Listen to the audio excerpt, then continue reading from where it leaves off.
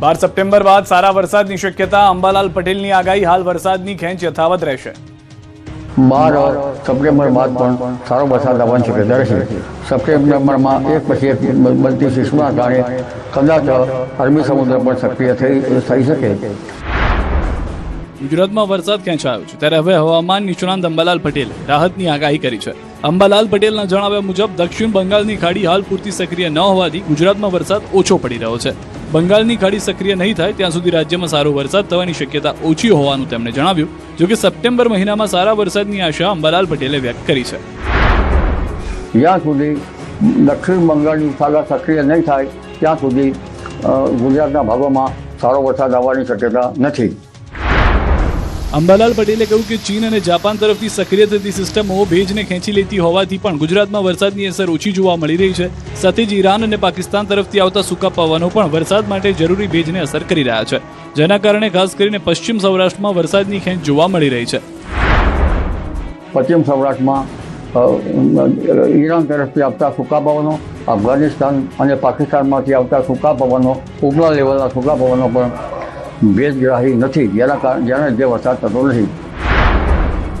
અંબાલાલ પટેલે શક્યતા વ્યક્ત કરી કે 12 સપ્ટેમ્બર બાદ રાજ્યમાં વરસાદી માહોલ ફરી સક્રિય થઈ શકે છે.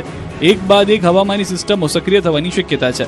અરબી સમુદ્રમાં પણ સિસ્ટમ સક્રિય થતા ગુજરાતમાં વરસાદની સંભાવના વધી શકે છે. આ સિસ્ટમની અસરથી પશ્ચિમ સૌરાષ્ટ્ર સહિત રાજ્યના અન્ય વિસ્તારોમાં પણ સારો વરસાદ થઈ શકે છે. ભાવનગરની હોસ્ટેલમાં સગીર વિદ્યાર્થીનું રેગિંગ, પીજી નીટના વિદ્યાર્થીઓનો આતંક. હજુ સુરત મેડિકલ કોલેજમાં રેગિંગની ઘટના ભૂલાઈ નથી, ત્યાં રાજ્યમાં ફરી એક હચમચાવતી ઘટના સામે આવી. આ વખતે ઘટના ભાવનગરની, જ્યાં પીજી નીટના વિદ્યાર્થીઓએ 9મા ધોરણના વિદ્યાર્થીનું ભણવું અને જીવવું બંને હરામ કર્યું. ટીવી સ્ક્રીન પરના દ્રશ્યો તેનો પુરાવો છે.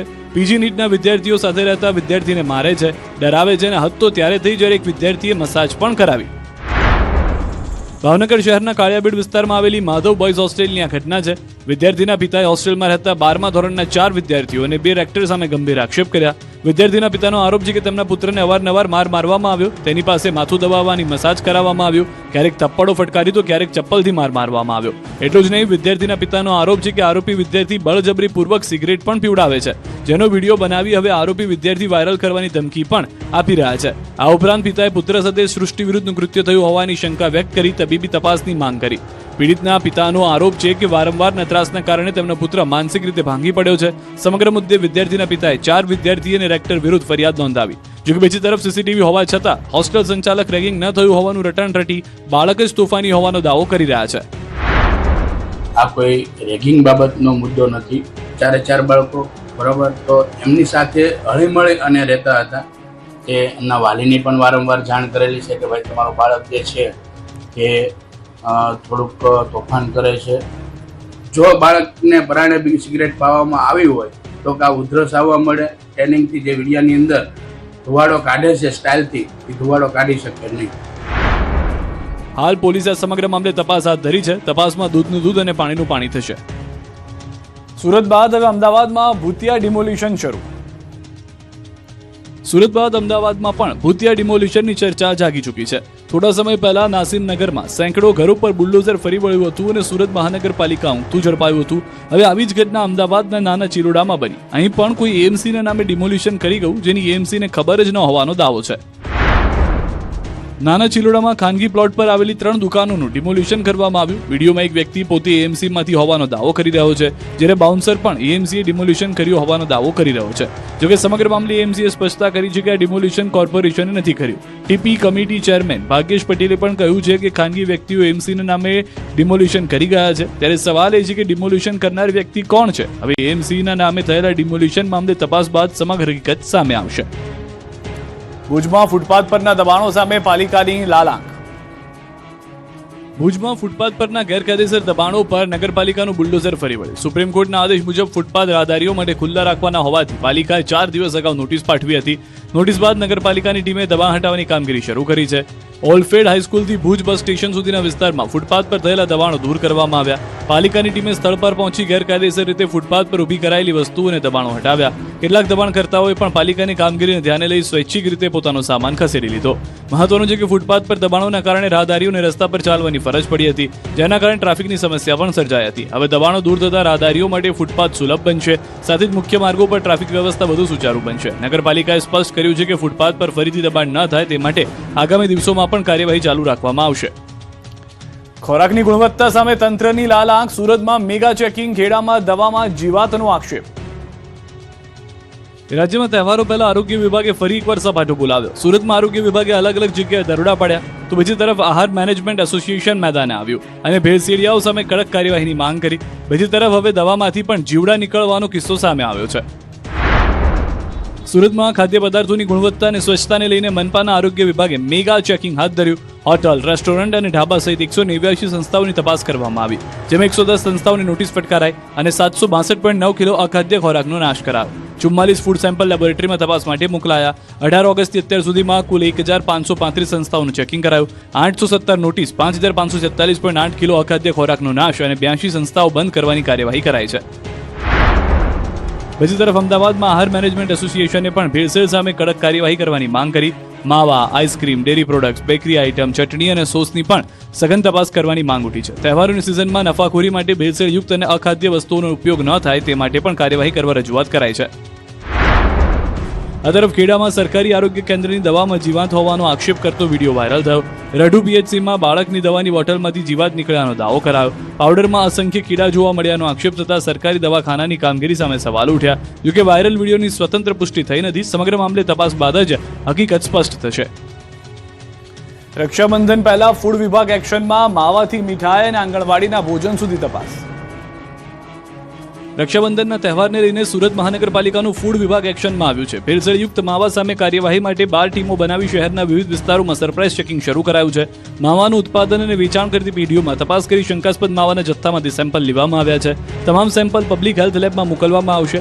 લેબ રિપોર્ટમાં ભેળસેળ જણાશે તો વેપારી કે ઉત્પાદક સામે કાયદેસરની કાર્યવાહી કરવામાં આવશે. તહેવાર દરમિયાન પણ આ ચેકિંગ ઝુંબેશ યથાવત રાખવામાં આવશે. બીજી તરફ અમદાવાદમાં પણ તહેવારોની સિઝનને લઈને એએમસીનું ફૂડ વિભાગ સક્રિય બન્યું છે. મણિનગર વિસ્તારમાં મીઠાઈ બનાવતા એકમો પર ચેકિંગ હાથ ધરાયું. તહેવાર પહેલા મીઠાઈની ગુણવત્તા ચકાસવા માટે ફૂડ વિભાગે વિવિધ એકમોમાં તપાસ કરી. આ તરફ રાજકોટમાં આંગણવાડીમાં નબળી ગુણવત્તાનું ભોજન અપાયું હોવાના મામલે તંત્ર કાર્યવાહી કરવાની તૈયારી દર્શાવી રહ્યું છે. ડેપ્યુટી કમિશનર ચેતન નંદાણીએ જણાવ્યું કે 364 આંગણવાડીમાં નાસ્તો અને ભોજન મોકલવામાં આવે છે. બાળકોને સારું અને ગુણવત્તાયુક્ત ભોજન આપવું પ્રાથમિકતા હોવાનું તેમણે જણાવ્યું. શુક્રવારે નબળી ગુણવત્તાની રોટલી અને થેપલા અપાયા હોવાની પણ ફરિયાદ મળી હતી. હવે ડિસ્પેચ સમયે CDPOને હાજર રહેવા સૂચના અપાઈ છે. સાથે જ ભોજનની ગુણવત્તાનો વોટ્સએપ ગ્રુપ ડેટા અપડેટ કરાવશે અને કોન્ટ્રાક્ટર વિરુદ્ધ દંડાત્મક કાર્યવાહી કરવાની પણ વાત કરવામાં આવી છે. રાજ્યમાં ચોર બેલડીનો આતંક. અમદાવાદ, સુરતમાં ગઠિયા કરી ગયા કળા. અમદાવાદ અને મહેસાણામાં શાતીર ચોર બેલડીએ લોકોને લાખોનો ચૂનો ચોપડ્યો. મહેસાણામાં 2 ગઠિયાએ શિફતાઈથી લાખોના દાગીના સેરવી લીધા, તો અમદાવાદમાં પણ ગઠિયા વૃદ્ધનો મોબાઈલ ચોરી કરી કળા કરી ગયા અને કોઈને અંદાજો પણ ન આવ્યો. જુઓ આ દ્રશ્યો. 2 ગઠિયાઓ વૃદ્ધને ભીડનો અનુભવ કરાવી પેપરની આળસમાં વૃદ્ધનો મોબાઈલ સેરવી ફરાર થઈ ગયા. દ્રશ્યો અમદાવાદના લાલ દરવાજા વિસ્તારમાં આવેલા બહુચર માતાજીના મંદિરના છે. અહીં બંને આરોપીઓ માત્ર 43 સેકન્ડમાં ચોરીને અંજામ આપી ભાગી ગયા. મંદિરમાં પ્રવેશતાની સાથે જ વૃદ્ધ ગઠિયાના ટાર્ગેટ પર હતા. એકના હાથમાં પેપર જોવા મળી રહ્યું છે, બીજાના હાથમાં પૈસા. બંને દર્શનનો ઢોંગ કરે છે, પરંતુ તેની નજર વૃદ્ધના મોબાઈલ પર છે.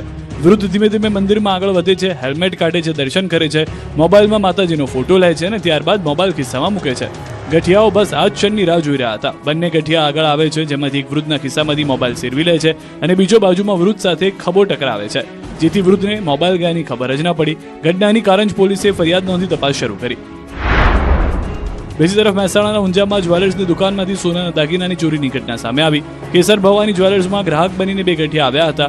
એક સાગરીતે ચાંદીની રાખડી ખરીદી વેપારીનું ધ્યાન ભટકાવ્યું. આ દરમિયાન બીજા ગઠિયાએ નજર ચૂકવી 24 ગ્રામ જેટલી સોનાની કડીઓ પેન્ટના પાછળના ખિસ્સામાં સંતાડી દીધી. સોનાની કાનની કડીઓ પણ ચોરી થઈ હોવાની માહિતી મળતા જ્વેલર્સે સીસીટીવી તપાસ્યા હતા, જેમાં ચોંકાવનારો ખુલાસો થયો. કુલ અંદાજે 3 લાખ રૂપિયાના સોનાના દાગીનાની ચોરી થઈ હોવાનો સોનીનો આરોપ છે. ફરિયાદના આધારે પોલીસે તપાસ શરૂ કરી છે. વડોદરામાં તસ્કરો બેફામ. મોડી રાત્રે ચોરીનો પ્રયાસ, કાર લઈને આવ્યા ચોર. વડોદરા શહેરમાં તસ્કરોનો આતંક યથાવત જોવા મળી રહ્યો છે. ગોત્રી વિસ્તારમાં મોડી રાત્રે તસ્કરો ચોરીના ઈરાદે ત્રાટક્યા હતા. નવનાથનગર સોસાયટીમાં તસ્કરોએ પહેલા એક બંધ મકાનને નિશાન બનાવવાનો પ્રયાસ કર્યો, જે બાદ અન્ય એક મકાનમાં પણ ઘૂસ્યા. જોકે સ્થાનિકો જાગી જતા ચોર ઊભી પૂંછડીએ ભાગ્યા.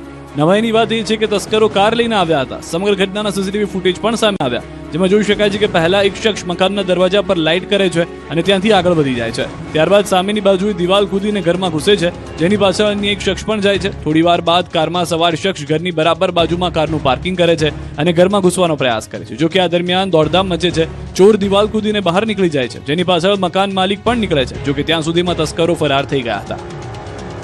ડભોઈમાં ભાજપ નેતા પર હુમલો, સસ્તા અનાજના લાયસન્સ વિવાદમાં જાહેરમાં મારામારી. વડોદરાના ડભોઈમાં ભાજપના નેતા અને જિલ્લા પંચાયતની આરોગ્ય સમિતિના ચેરમેન પર હુમલાની ઘટના સામે આવી. બિલાપુર ગામે ભાવેશ પટેલ અને તેમના આગેવાનો પર હુમલો કરવામાં આવ્યા હોવાના આક્ષેપ થયા છે.